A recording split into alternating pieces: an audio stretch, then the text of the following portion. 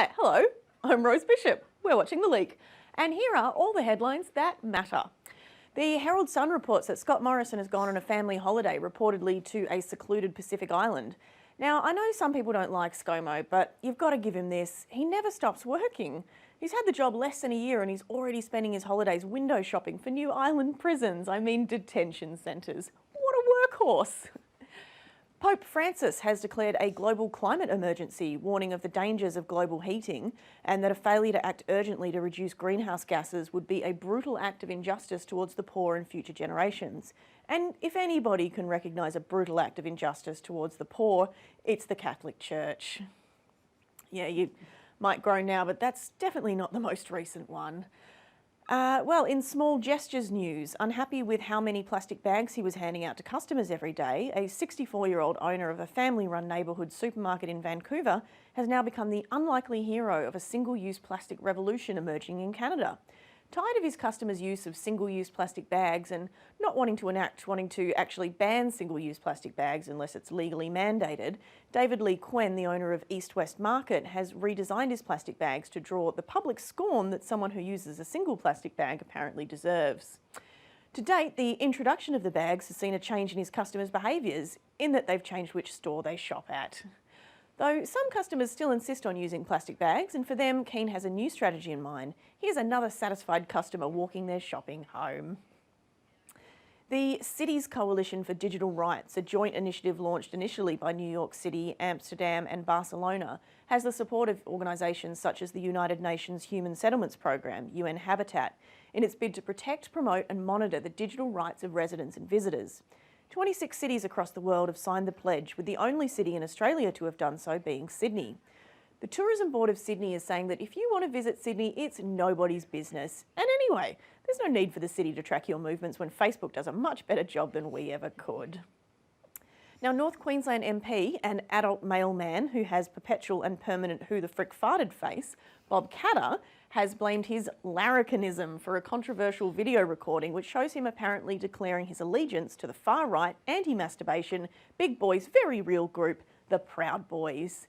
There he is, being a big boy with his friends there.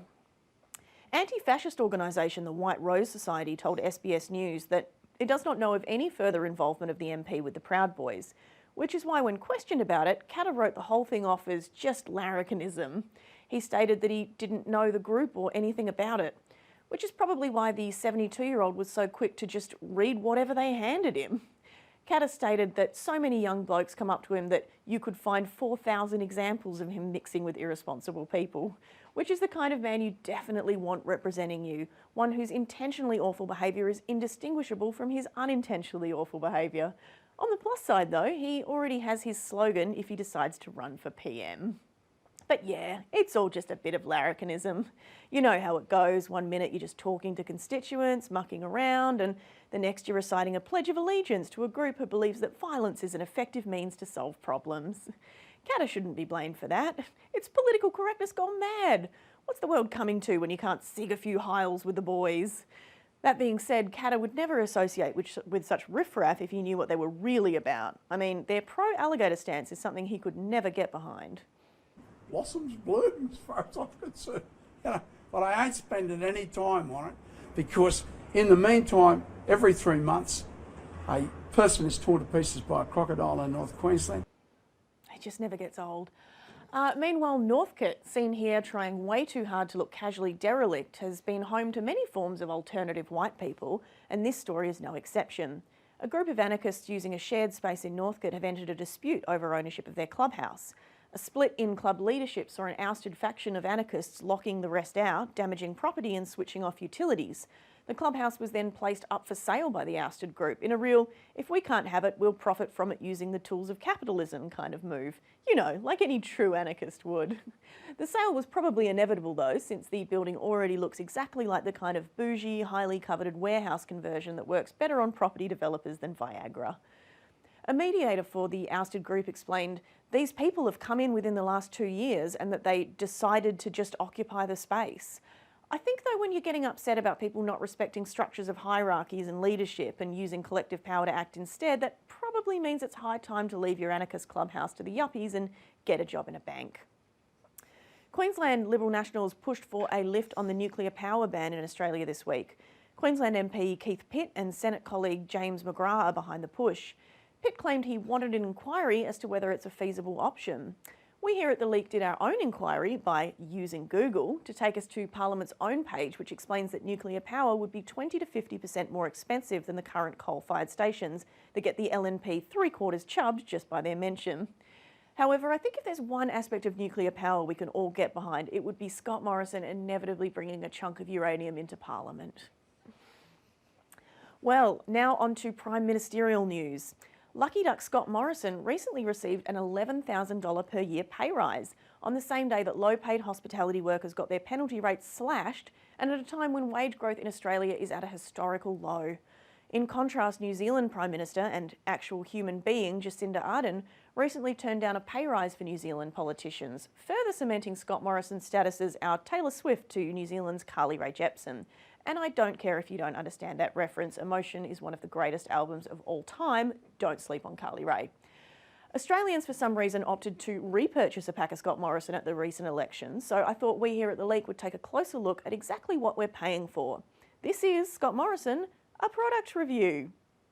So, let's start with our first category, innovation. What does Scott Morrison offer us in terms of brand innovation compared to previous models? Well, frankly, very little.